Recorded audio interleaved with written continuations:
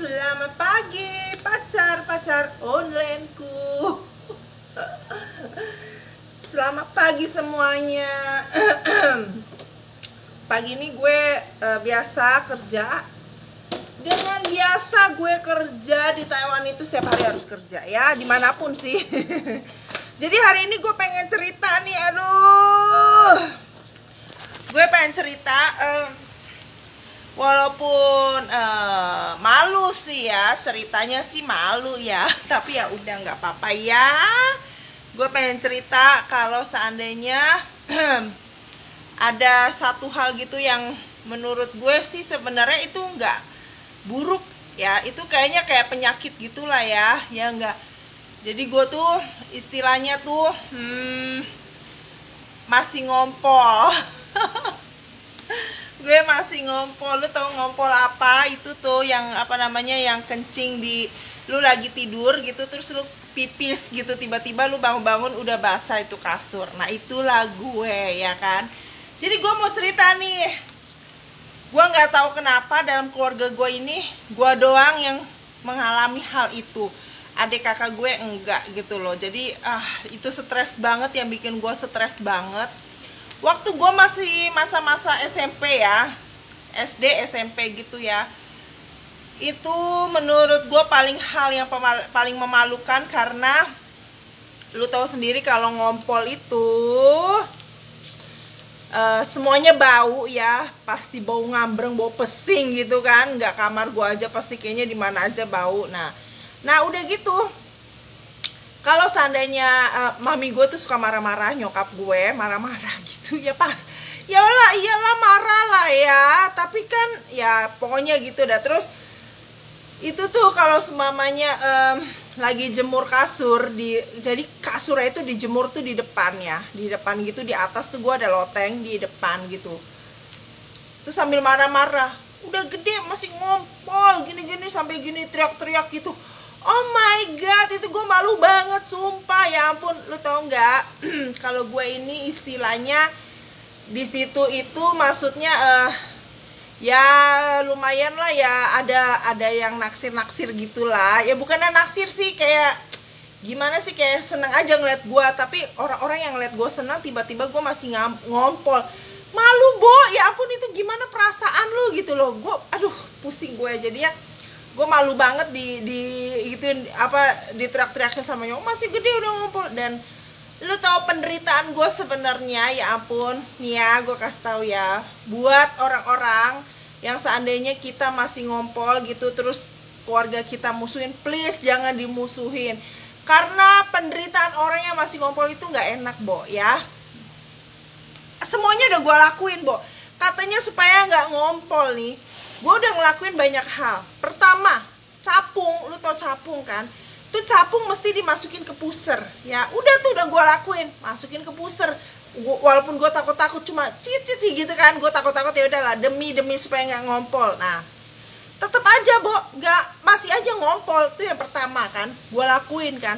Yang kedua, sampai gue nggak tidur, istilahnya gue tidur itu malam jam 2 gitu. Gue pikir nih, kalau sampai gue tidurnya pagi jam 1, jam 2 itu gak bakalan ngompol tuh ya kan, istilahnya udah inilah ya. Tetep aja Bo, pagi-pagi gue bangun gitu sekolah ngompol. Oh my god, gila banget lu, ya ampun. Stres kan, stres banget. Ketiga, jangan banyak minum air putih. Oke. Gue lakuin juga, gue irit-irit gak minum air putih pas mau detik-detik mau tidur. Maksudnya gak detik-detik sih, pas pokoknya gue itu pas berapa jam sebelum gue mau tidur, gue udah gak minum. Udah gue lakuin, tetep gue ngompol. Oh my god. Keempat, kaki katanya suruh katasin. Ya udah gue katasin nih, terus sambil gue pijit-pijit perut gue pakai balsem ya kan, supaya ya agak-agak supaya gak ngompol gitu ya kan. Gue iniin. Udah tuh gue naikin setiap malam, tetep masih ngompol. Gue pusing, gue sampai stres. Orang di mana-mana kalau ngompol kan mimpi, ini gue nggak tahu sampai stres gitu loh SMP. Aduh ampun, gue sampai bingung, gue sampai nanya-nanya sama sampai nanya-nanya sama temen gue yang ada sekolah kedokteran pula gitu, gimana sih. Terus kata dia sih memang kayaknya ada yang bengkok ya. Penderitaan orang ngompol itu nggak enak, Bo, iya kan? Lu kalau semamanya nih ya, gue pernah kejadian nih, gue sekolah ya, gue inget banget, gue waktu kelas berapa ya, SMP lah ya, SMP kelas 3 SMP mau naik SMA ya. Jadi pas gue mau ujian nih, mau ujian pagi-pagi kan, ujian. Terus gue tuh gara-gara gue tidurnya kemalaman karena gue tuh belajar, gue tuh orangnya belajar juga walaupun udah rajin belajar tetap aja nilainya pas-pasan. Otaknya mentok. Jadi gue belajar sampai jam 3 lah ya itu gue tidur jam 3 masih ngompol, kurang ajar. Nah gue telat, Bu, pagi-pagi gue telat, ya ampun, gue bangunnya ketelatan. Itu juga gue untung dibangunin sama bokap gue kan, bangun itu gue udah telat, udah buru-buru, nggak sempat mandi. Lu tau nggak, ngompol nggak sempat mandi, lu bau kan. Akhirnya gue cuma kamar mandi gue cebok, gue basuh doang, itu gue istilahnya gue iniin doang, tapi gue nggak mandi. Lu tau sendiri itu baunya kayak gimana, sampai gue semprot minyak wangi, sampai sampai gue bawa aja tuh kayak minyak kayu putih apa gitu, biar biar nggak bau gitu. Nggak mandi, gue mesti terus gue itu, aduh gila, stres banget gue, udah ngompol bau istilahnya, tapi untung nggak bau ya, ketolong sama minyak wangi itu. Aduh, penderitaan, Bo, bener gak enak. Makanya terus udah gitu ya, kalau orang tuh, kalau yang masih ngompol ya, gue kasih tau ya, mau nginep dimanapun itu jadi stres, pusing ya, pusing mikirin ntar malam bisa ngompol gak ya, ntar malam gimana ya, itu stres ya, itu stres banget. Karena tidur lu jadi nggak nyaman. Lu nggak mengharapkan lu tiba-tiba ngompol, karena itu dia, lu tidur itu tiba-tiba ser gitu. Pagi-pagi lu udah bangun, nggak mungkin dong lu sengaja ngompol kayak anak bayi gitu. Jadi tuh tiba-tiba bangun tuh tiba-tiba ser gitu loh. Pagi-pagi istilah udah basah aja, udah aduh gila, stres banget. Nah, nggak tahu nih, waktu SMA pun gue juga masih ngompol ya, masih lah ya sedikit-sedikit gitu ya. SMA terus kuliah dan gue punya pacar juga masih. Nah, pas gue menikah, gak tau dia tiba-tiba hilang sendiri. Tapi kadang-kadang gue ngompol, maksudnya pas awal-awal nikah ya, tapi kadang-kadang ngompol. Tapi selanjutnya ya udah, puji Tuhan, sampai sekarang gue udah nggak ngompol lagi.